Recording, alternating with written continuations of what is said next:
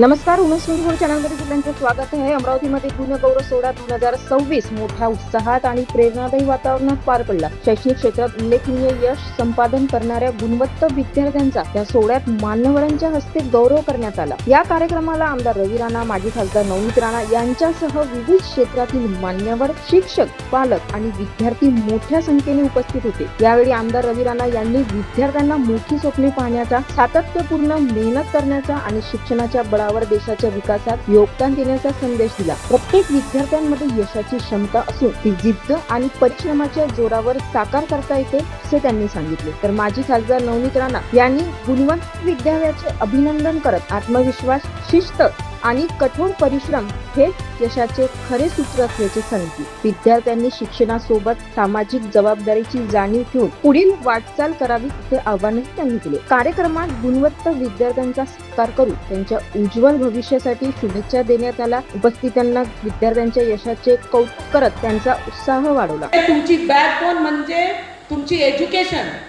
जोपर्यंत तो मजबूत नाही राहील, पहिला पाऊल काय असते? बॅकबोन मजबूत आहे म्हणजे तुम्ही उभे राहू शकता, कॉन्फिडेंटली तुम्ही बोलू शकता. आता विद्यार्थी येतात, मला हात मिळवत होती, कॉन्फिडेंटली मी त्यांना कॉंग्रॅच्युलेशन करत होती, ते मला भेटत होते. ते कशाबद्दल? फक्त ते पर्सेंटेज चांगले आले म्हणून ते इथपर्यंत आले. आणि त्याचा पहिला कारण आहे की education is your backbone. Don't lose your backbone in your career. If your backbone is strong, your career will definitely be the best. बोलते क्रिकेटर है ना, वो 15 साल का सूर्यवंशी, वैभव सूर्यवंशी, आणि आमची महिला भारती फुलमाडी, आणि आमचा एक मुलगा अमरावतीच्या क्रिकेट टीम मध्ये, इंडियन क्रिकेट टीम मध्ये खेळत आहे, जयस्वाल म्हणून, शर्मा म्हणून. ते जर नाव मोठा करू शकतात लहानशे शहरामध्ये जाऊन, लोक म्हणतात Y you living in Amravati, such a small city, such a small town. I said my Amravati people love me so much that I don't feel that I'm living in a small town. I feel like I'm living in the biggest city ever what I can even imagine.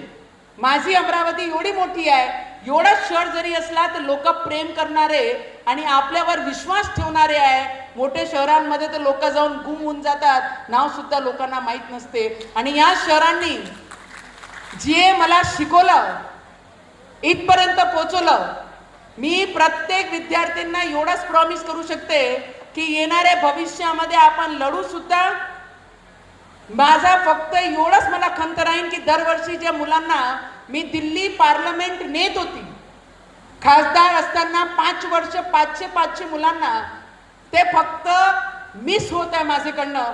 थोडा दुःख मला राहील की जे मुलं 10वी पासून 12वी पासून त्या लॉ मध्ये, जिथे लॉ बनते पूर्ण देशाच्या भारताचं, त्या पार्लमेंटमध्ये नेत होती, बिर्ला साहेबांची भेट करून देत होती, एज्युकेशन मिनिस्टरची भेट करून देत होती, आमचे डिफेन्स मिनिस्टरची भेट करून देत होती, आमचे फायनान्स मिनिस्टरची भेट करून देत होती. पार्लमेंटमध्ये संविधान सगळ्यात ओरिजिनल आणि जुना संविधानचे दर्शन करून घेत होती. आज ते मी करू शकत नाही, त्याला दुःख आणि त्याची खंत मला नेहमी राहणार आहे. पण one thing I can definitely promise you की माझी अमरावतीला मी मागे सोडणार नाही. आणि येणाऱ्या भविष्यामध्ये Amravati Nagpur, Nagpur Amravati on road metro लवकरच सुरू होईल, ज्या कारणाने आमची अमरावतीची अजून ओळख हा मोठ्या प्रमाणात वाढली पाहिजे. एअरपोर्ट झाला, दुरंतो ट्रेनचं स्टॉपेज आणलं, पुणे ट्रेन सुरू करून घेतली. येणाऱ्या भविष्यामध्ये पुणे फ्लाईट सुद्धा आपण लवकरच सुरू केलो. IT पार्क आमचे देवेंद्र फडणवीसजींनी अनाउन्सच केला आहे, ते लवकरात लवकर आपली अमरावतीमध्ये येणार आहे. आणि येणाऱ्या भविष्यामध्ये आमच्या मुलांना दुसऱ्या शहरांमध्ये जायची गरज नाही पडली पाहिजे. त्या गोष्टीकरिता एक लीडर, एक सून, एक या अमरावतीची सदस्य म्हणून मी तुम्हाला एवढाच विश्वास देऊ शकते, आने वाला भविष्य ये हमारा ही होगा.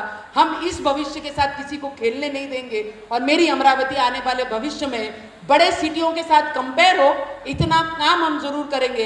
एवढंच मी सगळ्यांना सांगते. आणि जेवढे मुलं इथे आहे, देवा चरणी एवढंच प्रार्थना करीन, इथे बसलेला प्रत्येक विद्यार्थी आमच्यापेक्षा मोठं हो, एवढीच देवाचरणी प्रार्थना करते आणि सगळ्यांना खूप सारा प्रेम आणि खूप सारा आशीर्वाद देते. अशाच अपडेटसाठी बघत राहा उमेश 24 चॅनल.